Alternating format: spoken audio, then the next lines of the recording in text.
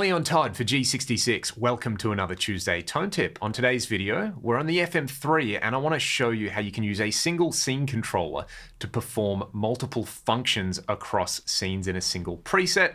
Before we get started, I'm using the Brit 800 model in here, actually the Brit 800 mod version of that particular amp, which I really like. I've paired it up with my free LTTV Mix 7 cab IR, which will be linked in the video description, and then my go-to reverb, the London plate. Let's just start here.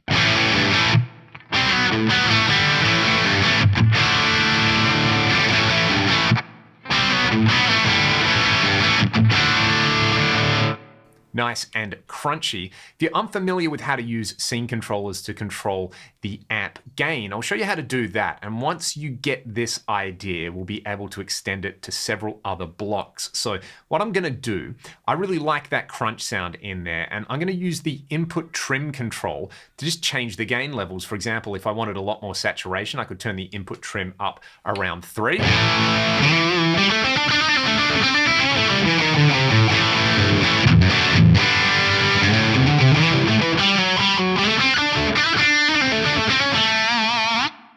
And if I wanted to, well, maybe approximate a clean sound, I could take that input trim way down, say to 0.2. I'll tap the pickups on this guitar and play on the neck pickup. It's nice and bright and chimey now.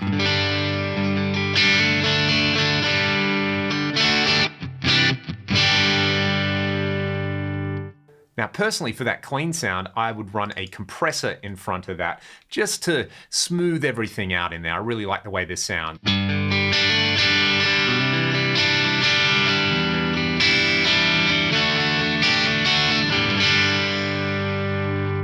So that's going to be the basis for my clean sound. But what I want is, on scene 1, I want this input trim to be around here. On scene 2, I'd like it closer to 1. And on scene 3, I'd like it cranked up to around 3. So I'm going to right click this and I'm going to select scene controller number 1. Now what I'm going to do in here is set the maximum and minimum range for this scene controller. I want the minimum to be around 0.2. So let's turn this up. And I want the maximum to be around 3. So I'm going to set it around 3. Next, I'm going to go to the controllers tab, and I'm already on the scene controllers tab here. And what I'm going to do is I'm going to set the value for the scene controller on scene 1 to be 0. That means it's going to select that minimum value of 0.2. On scene 3, I'm going to set it to 100. That means it's going to select that maximum value of 3. Then for scene 2, I'm just going to set it at 50%. Now you can see when I scroll through scene 1, 2, and 3, the input trim is way down low. Then it's hovering around 0.8. I could adjust that value in there. I'll show you how in just a second to get closer to 1. And then when I go to scene 3, it's up at around 3. So if I go through my 3 scenes, I'm going to have a nice cleaner sound, a crunch sound, and then a lead sound.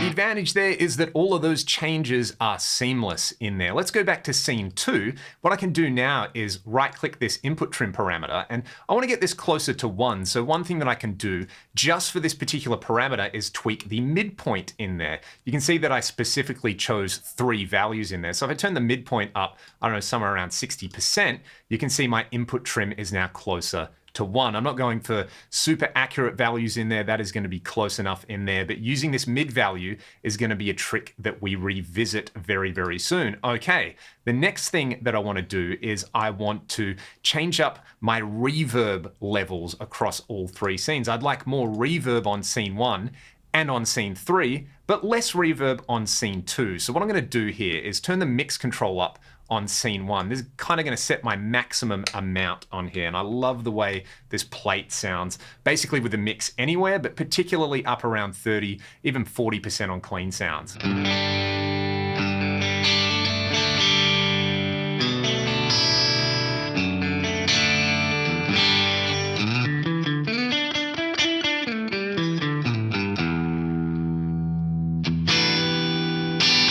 I like the way that works on scene 1. It's going to be fine on scene 3 as well. But on scene 2, I want about half the amount of reverb. So rather than tweak the mix control, I'm going to attach the scene controller to the input gain control over here. Let's select scene controller number 1. Now the trick with this scene controller was essentially it had 3 values, 0, 50, and 100. Think of that as low, middle, and high. What I'm going to do here is, because I want the input gain on the reverb to be at its maximum over here, I'm going to set the minimum value of the modifier to 100. I'm going to set the maximum value for the modifier to 0, and then this mid control over here I'm going to turn up to about 70%, but I'm going to take the end value all the way down to 0. So I've created this kind of parabolic shape in here. Check this out. If I look at the values now, on scene 2, my input gain's around 30%, but on scene 3, I'm back to 100%. Now, if I go back into my modifier controls here and I set the mid value to around 45%, when I'm on scene 2, you can see I've got an input gain around 50%. And again, you can kind of fine tune these. So what I'm doing is I'm going from scene 1 totally clean with the reverb cranked up. Scene 2 brings the reverb down, but it's bringing the amp input trim up. And then on scene 3, I've got even more gain from the amp and I've got my reverb back up. This is really cool. Let's have a listen to what that does when I change between different scenes.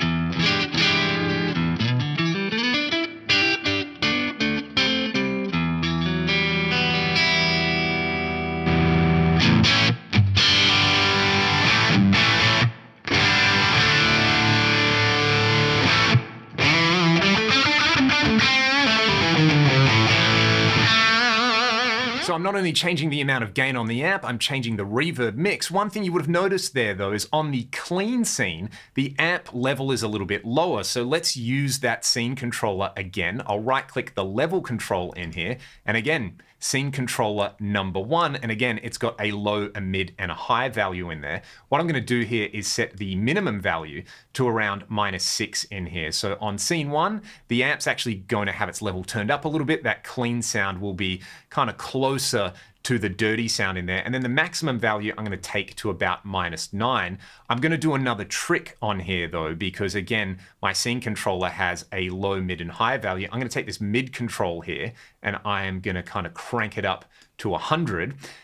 The idea is that when I'm on scene 1, I've got a level of -6, but on scene 2 and 3, I want my level to be closer to -9. If I click through, have a look at this. This is right on what I want. So it's making the level on my clean scene a little bit closer to the actual perceived volume that I'm getting from the other 2 channels. Let's check that now.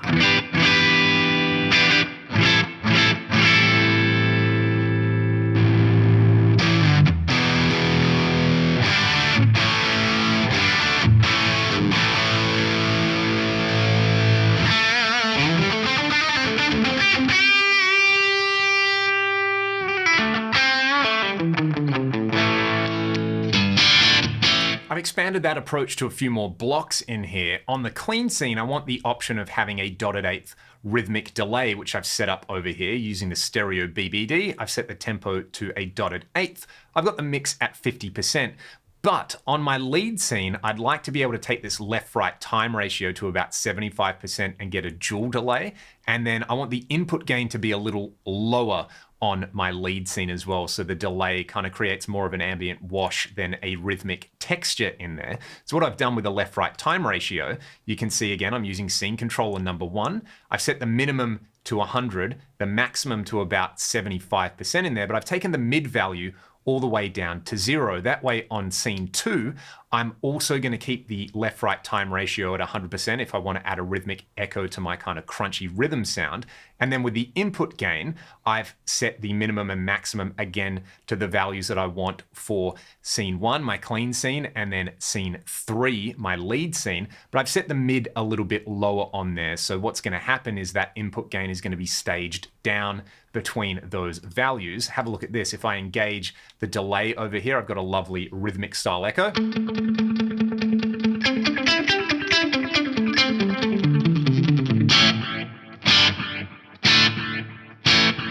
However, if I go over to scene 3, I've now got a dual delay on here and the level is slightly lower.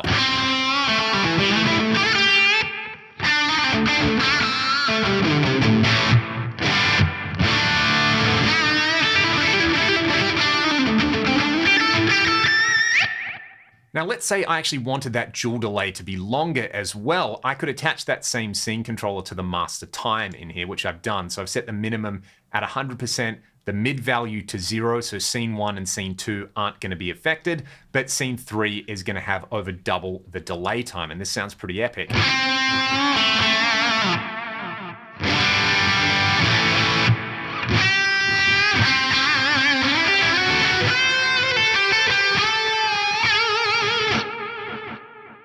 I've also made one more addition with that same scene controller in here, the phaser rate in here. I've set the minimum over 4 Hertz, so in scene 1 I can have it sound like a kind of wobbly rotary or uni vibe. I've done that same mid trick on there so I can get the same effect on scene 2, but then on scene 3 I have a much lower level. So if I want to kick this in, I've got more of that Van Halen style thing.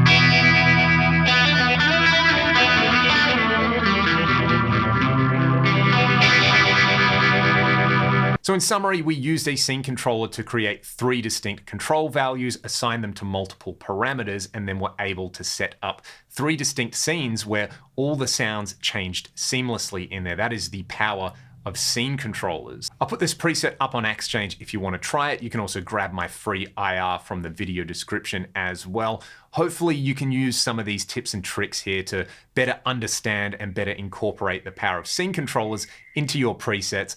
I hope you have a fantastic day, and I will see you all next week for another Tuesday Tone Tip. Take it easy.